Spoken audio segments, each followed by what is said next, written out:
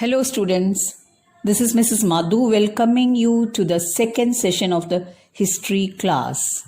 Hope you're all fine. In the previous video, I had explained you some of the causes which led to the World War I. In this session, I am going to enumerate some of the results of this great war. But before that, you must know about the three important twists or changes that happened during the course of the war.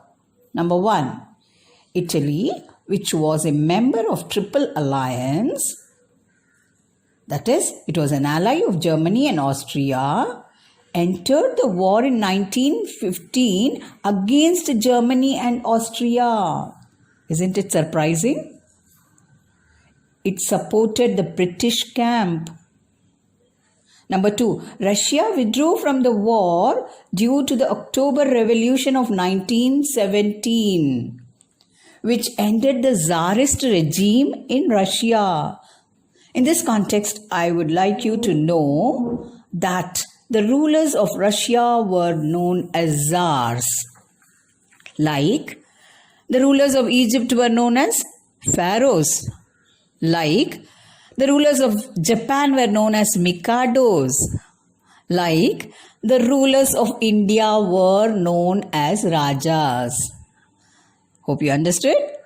The Russian Revolution put an end to the king's rule in Russia, and Russia became a communist country. Number three, America, which had refused to enter the war.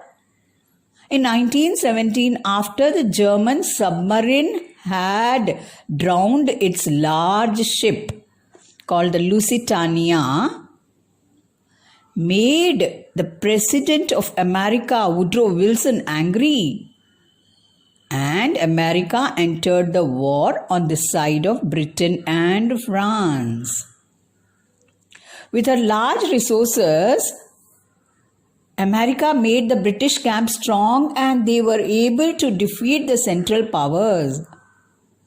German Emperor Kaiser Wilhelm abdicated the throne and fled away to Holland. And the war came to an end by the Paris Peace Conference of 1919. I repeat, the war came to an end by the Paris Peace Conference of 1919.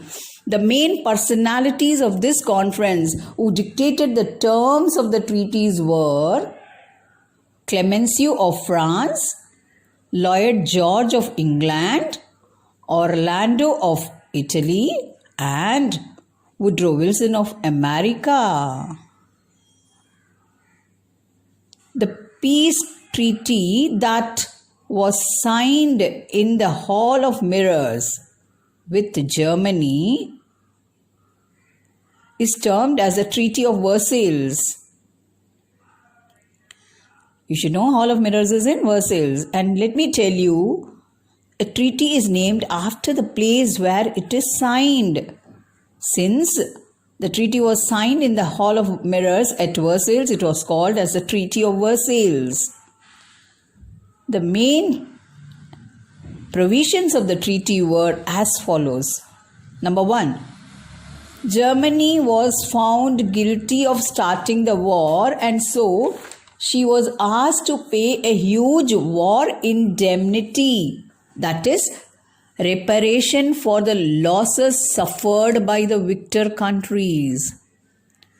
6,600 million pounds were to be paid by German government, and this was beyond Germany's capacity to pay.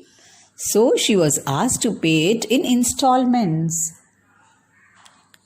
Number two, German army was reduced in size. All her submarines were taken away by the victor nations. Number three, monarchy was abolished in Germany. Germany surrendered Alsace and Lorraine to France. Her overseas possessions were divided among the victor nations. Austria and Hungary were separated as two republican states. Finland, Latvia, Lithuania, and Estonia were granted independence. A new state of Poland was created with the territories taken from Germany, Hungary, and Russia. Monarchy was abolished in Germany, Russia, Austria, and Turkey. That means thereafter we never heard of any king's rule in these countries. Separate treaties were signed by the Allies with Austria, Hungary, Bulgaria, and Turkey. 8 million people died during this war in Europe alone, while more than twice this number were wounded and many were crippled for life. Millions were affected by the influence of 1918.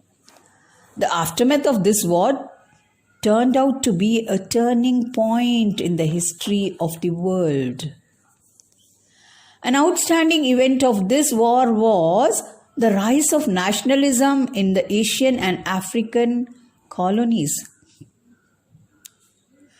The new spirit was affecting the minds of men and women in these colonies who were inspired to fight against the European imperialism. And lastly, the most significant result of this war was the formation of the League of Nations in the year 1920, with the main aim to promote international peace, security, and cooperation.